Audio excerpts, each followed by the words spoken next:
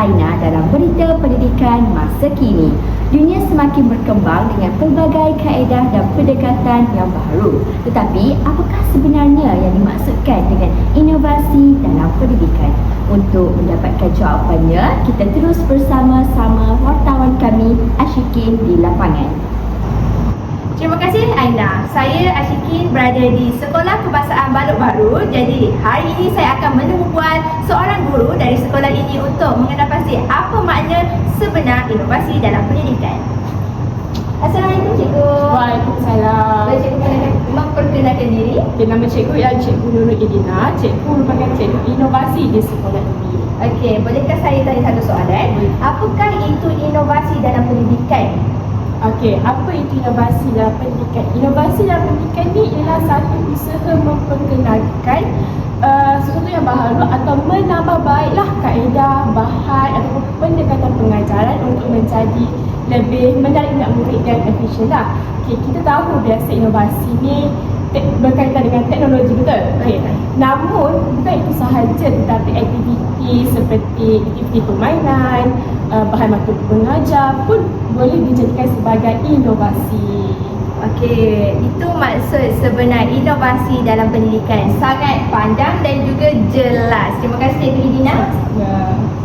Baik, sekarang saya akan menemubual seorang lagi pelajar untuk mengenal pasti apakah kesan penggunaan inovasi dalam pendidikan. Assalamualaikum. Waalaikumsalam. Boleh perkenalkan diri adik? Nama saya Nadira dari kelas 6 Khatulistiwa. Okey, boleh tak kakak nak tanya satu soalan dekat adik? Boleh. Okey, boleh tak adik terangkan apakah kesan penggunaan inovasi yang telah digunakan oleh cikgu-cikgu di kelas terhadap persekitaran pembelajaran di dalam kelas bersama rakan-rakan yang lain? Menggunakan inovasi ni saya dengan kawan-kawan sangat sukalah sebab pelajaran kami jadi lebih menarik, lebih seronok. Bahan-bahan yang cikgu gunakan juga buatkan kami ni senang faham apa yang cikgu ajar. Lepas tu dia kurangkan rasa mengantuk dan bosan lah. So sangat fun lah ada inovasi dalam pembelajaran. Okey, baik. Terima kasih adik Nadira. 1, 2, 3. Maka jelaslah bahawa inovasi bukan sekadar mencipta sesuatu yang baru, tetapi membawa perubahan yang memberi manfaat kepada proses pembelajaran. Kembali kepada Aina di studio. Terima kasih.